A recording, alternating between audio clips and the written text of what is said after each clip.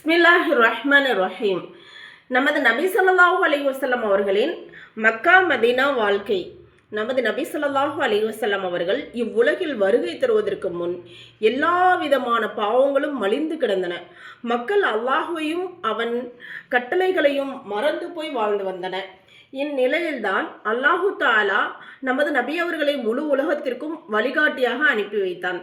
இவ்வுலகத்தின் மிக பழமையான மக்கமா நகரில் நபி அவர்கள் ரபியுல் அவ்வல் 12ஆம் தேதி திங்கட்கிழமை பிறந்தார்கள். நமது நபி ஸல்லல்லாஹு அலைஹி வஸல்லம் அவர்கள் பிறப்பதற்கு முன்பே அன்னாரின் தந்தை அப்துல்லா இறந்து விட்டார்கள். அவங்க தாயுடைய வயிற்றில் இருக்கும் போதே அவங்க இறந்துட்டாங்க தந்தை. தாயார் ஆமினா அம்மாவோ அன்னாரை வளர்த்து வந்தார்கள். நபி அவர்களின் 6ஆம் வயதில் அன்னாரின் தாயாரும் மரணம் எய்திய பின்னர் நபி அவர்கள் தன் பாட்டனார் அப்துல் முத்தலிஃபிடம் வளர்ந்தார்கள். 2 வருடங்களுக்கு பிறகு பாட்டனாரும் மரணம் எய்திய பின்னர் தன் பெரிய தந்தை அபூதாலிஃபிடம் வளர்ந்தார்கள்.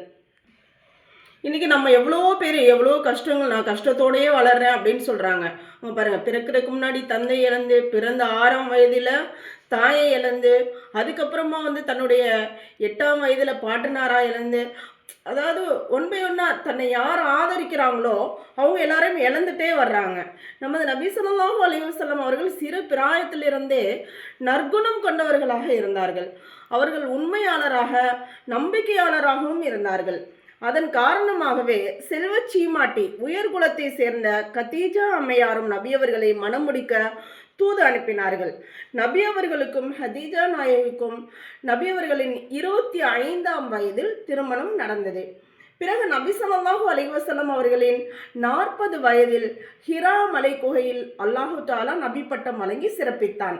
ஹஸ்ரத் ஜிப்ராயில் அலைஹிஸ்ஸலாம் அவர்கள் நபி அவர்களுக்கு இக்ரா சூராவின் ஆரம்ப 5 ஆயத்துக்களை ஓதி காட்டினார்கள். அங்கிருந்தே குரான் இறங்க ஆரம்பித்தது. முதல்ல குரானுடைய அந்த ஆரம்ப 5 அத்தியாயங்கள் தான் இறங்கினது. நபித்துவம் கிடைத்த பிறகு நபி அவர்கள் மக்களுக்கு மத்தியில் இஸ்லாமிய அழைப்பு பணியை ஆரம்பம் செய்தார்கள். முதலாக கதீஜா அம்மையாரே இஸ்லாமை ஏற்றார்கள். ஆண்களில் ஹசரத் அபூபக்கர் சித்திக் ரலியல்லாஹு அன்ஹு அவர்களும், சிறுவர்களில் ஹசரத் அலி ரலியல்லாஹு அன்ஹு அவர்களும் இஸ்லாமை ஏற்றார்கள். 3 வருடங்கள் வரை நபி ஸல்லல்லாஹு அலைஹி வஸல்லம் அவர்கள் மறைமுகமாகவே இஸ்லாமிய அழைப்பு பணி செய்து வந்தார்கள். ஏன்னா அந்த காலத்தில் சிலை வணக்கம் அதிகமாக இருந்தது. இஸ்லாம் அப்படின்னா என்னன்னே தெரியாது. அந்த காலத்தில் உடனே போய் சொல்ல முடியாது. அதனால் என்ன செஞ்சாங்க, 3 ஆண்டுகள் வரை தங்களுக்கு நெருக்கமானவங்கள்ட்ட மறைமுகமாக சொல்லி வந்தாங்க. இக்காலகட்டத்தில் கிட்டத்தட்ட 40 நபர்கள் இஸ்லாமை ஏற்றிருந்தனர். அதன் பிறகு அல்லாஹு தாலா இஸ்லாமை பகிரங்கப்படுத்தும்படி கட்டளையிட்டான். இதன் அடிப்படையில் நபி அவர்கள் மக்காவின் அருகில் உள்ள சஃபா மலை குன்றில் ஏறி குறைசி குலத்தை சேர்ந்த அனைத்து மக்களையும் அழைப்பு கொடுத்து இஸ்லாமிய பிரச்சாரம் செய்தார்கள். அல்லாஹ் சொல்லிட்டு அழைப்பு கொடுக்க சொல்லி இப்போ மலை மேலே ஏறி நின்று எல்லா மக்களையும் அழைக்கிறாங்க. இதை கேட்ட மாத்திரத்தில் அந்த காஃபிர்கள் நபி அவர்களுக்கும் சஹாபாக்களுக்கும் பலவிதமான தொல்லைகளை கொடுக்க ஆரம்பித்தனர். எப்போ பகிரங்கமாக அல்லாஹ்னு ஒருத்தன் இருக்கான், நான் நபியா வந்திருக்கேன், என்னை ஏற்றுக்கொள்ளுங்க, அல்லாஹ்வை நீங்கள் இறைவனாக ஏற்றுக்கொள்ளுங்கன்னு சொல்லும்போது அவங்க எல்லாமே என்ன செஞ்சுட்டாங்க, நபி அவங்களுக்கு எதிரியாக மாற ஆரம்பிச்சிட்டாங்க. எப்பொழுது முஸ்லிம்களுக்கு காஃபிர்களின் தொல்லைகள் எல்லை மீறி சென்றனவோ அப்பொழுது நபி அவர்கள் தம் சஹாபாக்களை ஹபசாவிற்கு ஹிஜ்ரத் செய்யும்படி உத்தரவிட்டார்கள். அதன் அடிப்படையில் சில ஆண்களும் பெண்களும் ஹபசாவிற்கு ஹிஜ்ரத் செய்தனர்.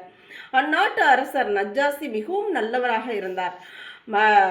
அவர் என்ன செஞ்சார், மக்காவிலேயே சிறுக இஸ்லாம் வளர்ந்து கொண்டே வந்தது. அந்த மனிதருடைய அந்த சப்போர்ட்டில் அங்கே இஸ்லாம் வளர்ந்து வந்தது.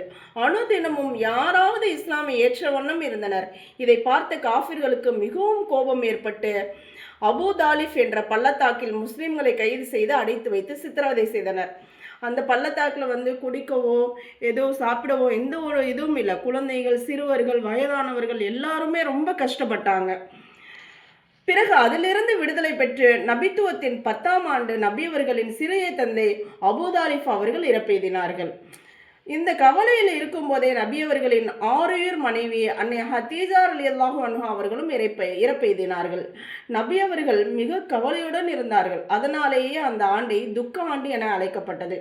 இஸ்லாத்துக்கு மிகவும் சப்போர்ட்டாக இருந்தவங்க இவங்க 2 பேர் தான். நபி அவங்களுடைய சிறிய தந்தை அபுதாலிஃபும் கத்தீஜா நாயகமும். இவங்கள பார்த்து அந்த காஃபிர்கள்லாம் கொஞ்சம் பயந்துட்டு இருந்தாங்க. இப்போ 2 பேரும் ஒரே வருஷத்தில் இறந்து போனது நபி அவங்களுக்கு ரொம்ப கவலை ஆயிடுச்சு. இந்நிலையில் காஃபிர்களும் முஸ்ரிக்குகளும் நபி அவர்களுக்கு மிகவும் தொல்லை கொடுக்க ஆரம்பித்தனர். மக்காவின் இந்த நிலையை கண்டு நபி அவர்கள் தாயிஃப் நகரத்திற்கு செல்ல ஆயத்தமானார்கள். அங்கே சென்று தாயிஃபுடைய பெரும் பெரும் தலைவர்களை சந்தித்து இஸ்லாமின் பக்கம் அழைப்பு கொடுத்தார்கள். ஆனால் அதில் எவருமே இஸ்லாமை ஏற்க மறுத்ததோடு அந்நபர்களுக்கு தொல்லையும் துன்பமும் கொடுக்க ஆரம்பித்தார்கள். பிறகு அங்கிருந்து மக்காவிற்கே திரும்பி வந்து விட்டார்கள். தாயிஃப் மக்கள் வழக்கத்துக்கு மாற்றமாக ரொம்ப கெட்டவங்களாக இருந்தாங்க. அவங்க சிறுவர்களை ஏவி விட்டு கல்லால் அடிக்க வைக்கிறது, இன்னும் தகாத வார்த்தைகள் எல்லாம் பேசி ரொம்ப கஷ்டப்படுத்திட்டாங்க.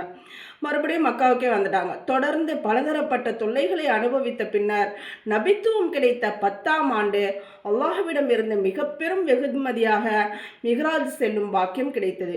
அதில்தான் தொழுகையும் வெகுமதியாக வழங்கப்பட்டது. சுபஹானல்லாஹ். இன்னைக்கு தொழுகையில் நம்ம எவ்வளவோ மக்கள் அலட்சியமாக இருக்கிறாங்க.